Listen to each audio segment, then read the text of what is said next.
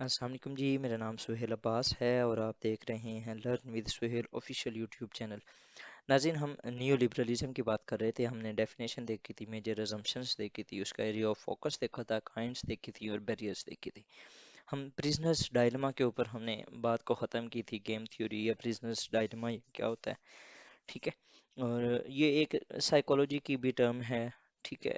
और इसको हमने बहुत अच्छे तरीके से एनालाइज किया था कि किस तरह एक जो मिसट्रस्ट और डिस्ट्रस्ट पाया जाता है बिटवीन द नेशंस, कि दूसरी जो नेशन है क्या वो कोऑपरेट करेगी या नहीं, और क्या वो एक रिलायबल कोऑपरेट पार्टनर है या नहीं। तो इसकी वजह से जो एक लैक ऑफ ट्रस्ट है, सॉरी, वो डेवलप होता है, जिसकी वजह से हम कोऑपरेशन नहीं कर पाते। नेक्स्ट अगर देखें जी, तो चैलेंजेस ऑफ लिबरलिज्म ये क्या हैं। सबसे पहले है bargaining.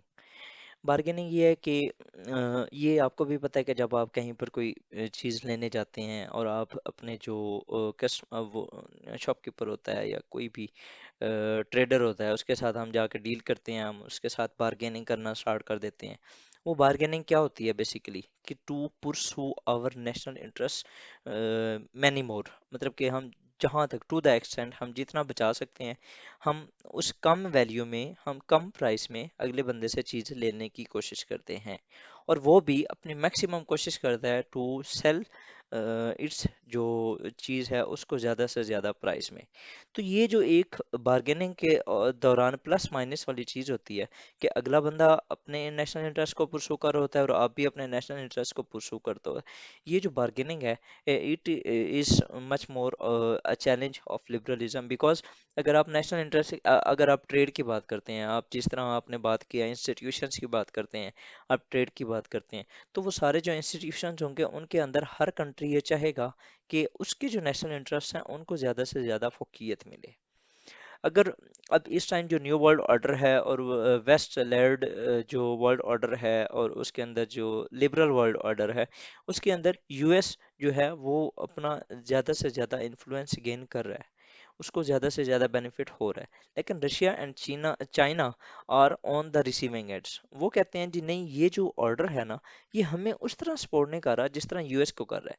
So we want some sort of एक, हमें ऐसा वर्ल्ड ऑर्डर चाहिए जिसके अंदर हमें भी उसी तरह फायदा हो जिस तरह यूएस को हो रहा है। ये जो एक बार्गेनिंग वाली चिप है ना, ये बहुत ज़्यादा एक क्रिटिकल है for the liberal world order and liberalization. ये हमारा एक पॉइंट हो गया। दूसरा जो बड़ा चैलेंज है ये है डिफेक्शन। ये शायद मैंने पहले आपको एक जगह बताया भी होगा, अपने जो मेरी वीडियोस हैं उनके अंदर। डिफेक्शन जो इंटरनेशनल लिबरलिज्म के अंदर ये होता है कि आप जो कोर इंटरेस्ट होते हैं आप उनके ऊपर बात करने की कोशिश ही नहीं करते। अगर मैं आपको एग्जांपल दूं तो पाकिस्तान एंड इंडिया के दरमियान जो एक सबसे बड़ा फ्लैश पॉइंट है वो कश्मीर है। एंड बोथ नेशंस, जो इनमें बोथ नेशंस तो मैं नहीं कहूँगा, लेकिन Pakistan wants to discuss it with India at every front. And Pakistan has tried multiple times and to the extent to discuss it with India at all forms in, अगर आप देखें तो यूएन हो गया, आईसीजे हो गया, इंटरनेशनल कोर्ट ऑफ आर्बिट्रेशन, मतलब कि कोई ऐसी जगह नहीं है जहाँ पर पाकिस्तान ने ये ना कहा हो कि हम जाते हैं, हम जाके डिस्कस करते हैं, हम निगोशिएशंस करते हैं, हम गुड ऑफिस के जरिए, आप यूएन को इन्वॉल्व कर लो, आप जो मेजर कंट्रीज हैं आप उनको इन्वॉल्व कर लो, ठीक है, लेकिन आप डिस्कस तो करो, आप उसको बार्गेन तो करो। लेकिन जो इंडिया है उसकी जो एक टैक्टिक है डाइवर्टिंग द कोर इंटरेस्ट, मतलब कि वो चाहता है कि नहीं, इस कश्मीर इशू को छोड़ के बाकी किसी भी चीज़ के ऊपर आप डिस्कस कर लो, आप ट्रेड के ऊपर आ जाओ, आप उसको डिस्कस करो, ठीक है। आप ये जो मसला है ना, इसके ऊपर हम बात नहीं करना चाहते। ये एक जो डाइवर्जन है ना, वो एक जो डाइवर्जिंग टैक्टिक्स है, ये basically it is a challenge of new liberalism. Next अगर देखें जी, तो autonomy, lack of autonomy to decision making. अब इसमें जो आपको मैं एग्जांपल यूँ दे देता हूँ कि जो हमारे एम्बेसडर्स होते हैं वो डिस्कस तो कर रहे होते हैं, वो निगोशिएशंस वगैरह भी कर रहे होते हैं, लेकिन उनके पास वो अथॉरिटी नहीं होती थी टू मेक अ डिसीजन, ठीक है। डिसीजन मेकिंग जो पावर होती है वो ultimately to the prime minister, foreign minister and जो लीडिंग अथॉरिटी होती है उसके पास होती है। तो वो जो एक इसको अगर मुझे याद आ रहा है, फ्यूचर ऑफ पाकिस्तान के अंदर, the future of Pakistan by Stephen P Cohen book है, उसके अंदर ना वो एक बात करता भी है कि पाकिस्तान और इंडिया के दरमियान मसाइल जो थे वो हल होने की नहज पे थे।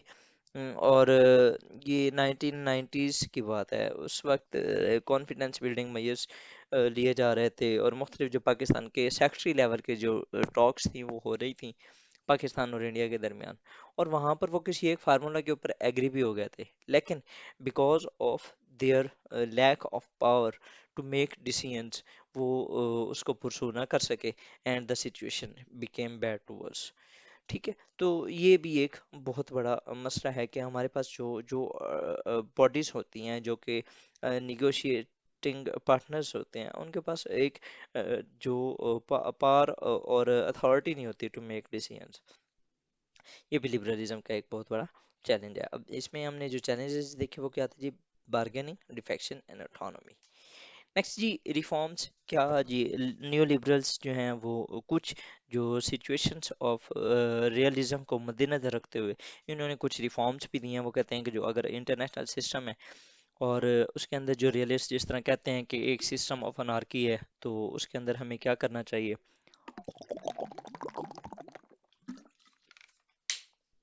तो वो बात करते हैं जी कि जो सिक्योरिटी के मसाइल हैं आप उनको कलेक्टिव सिक्योरिटी के ज़रिए हल कर सकते हैं। ठीक है, आप एक ऐसा ऑर्गेनाइजेशन बना दें जिस तरह के यूएन है या लीग ऑफ नेशंस हैं, और आप उसके अंदर ना जो कुछ क्लॉजेस हैं वो ऐड कर दें कि अगर फॉर एग्जांपल किसी एक मुल्क के अंदर कोई अटैक हुआ तो UN by the forces of all nations will attack on that country and will remove the situation of security. आप अगर चाहते हैं सिक्योरिटी का कोई मसला है तो आप इस तरह कलेक्टिव सिक्योरिटी को यूज़ कर लें। उसके बाद ये वो लेजिस्लेशन के ऊपर बात करते हैं कि पैक्टा एंड सरवंडा।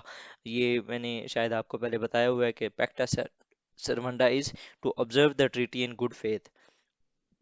आपने अगर एक ट्रीटी की है then you have to now manage it and you have to observe it in good faith. आपने उसके ऊपर अमल पर दरामद करनी है एक प्रॉपर तरीके से। नेक्स्ट ये जुडिशियल, उन्होंने कहा जी आप ICJ international court of justice बना लो, परमानेंट कोर्ट ऑफ आर्बिट्रेशन बना दो। इससे क्या होगा? आपके जो डिस्प्यूट्स हैं, अगर आपके कोई आपस के अंदर डिस्प्यूट्स हैं, आप उनको इन जो ऑर्गेनाइजेशंस हैं, ये जो कोर्ट्स हैं, आप यहाँ जाके उनसे बात कर सकते हैं और यहाँ पर इनको रिजॉल्व कर सकते हैं। चौथा जी, ये वो कहते हैं कि आर्म रेस का मसला है तो आप नॉन प्रोलिफरेशन ट्रीटीज साइन कर लें। ये जिस तरह एनपीटी साइन हुआ, CTBT, comprehensive test ban treaty, non proliferation nuclear non proliferation treaty, इस तरह की आप ट्रीटी साइन कर लें। इससे क्या होगा कि आपका वो जो एक प्रोलाइफरेशन वाला इशू होगा वो भी रिजॉल्व हो जाएगा, आपकी जो आर्म रेस का मसला है उसको भी ख़त्म हो जाएगा।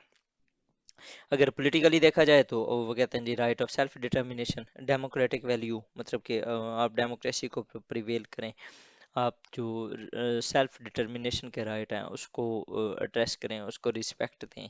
ठीक है, फॉर एग्जांपल जिस तरह कश्मीरीज हैं, कुर्द हैं, जितने भी हैं, मतलब कि उनको आप ज़्यादा से ज़्यादा कोशिश करें कि उनको फैसिलिटेट करें। जो मेजर थ्योरिस्ट थे जी न्यू लिबरल्स, उनमें Immanuel Kant, Woodrow Wilson, Robert Keohane है, ये हम ऑलरेडी इनको डिस्कस कर भी चुके हैं। अब अगर देखें तो converging points of realism and new liberalism, इनको अगर देखें तो इन्होंने भी कहा था कि स्टेट्स आर रैशनल एक्टर। दोनों कहते हैं कि स्टेट्स आर रैशनल एक्टर और unitary actor, so it is in states interest to cooperate.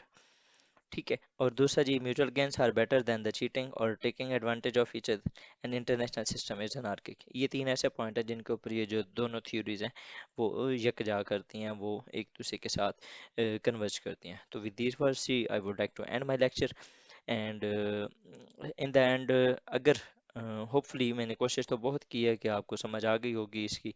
अगर स्टिल आपको समझ नहीं आई, आपका कोई क्यूरी है, आपका कोई भी किसी किस्म का कोई क्वेश्चन है, then you can ask in the comment box. I will इंशाल्लाह ताला बफज़ल खुदा answer those questions. Similarly, if you are new on this channel, you have to subscribe it. Hopefully it will be helpful for you in your competitive exams. And ultimately with these words I would like to thank you. Allah Hafiz.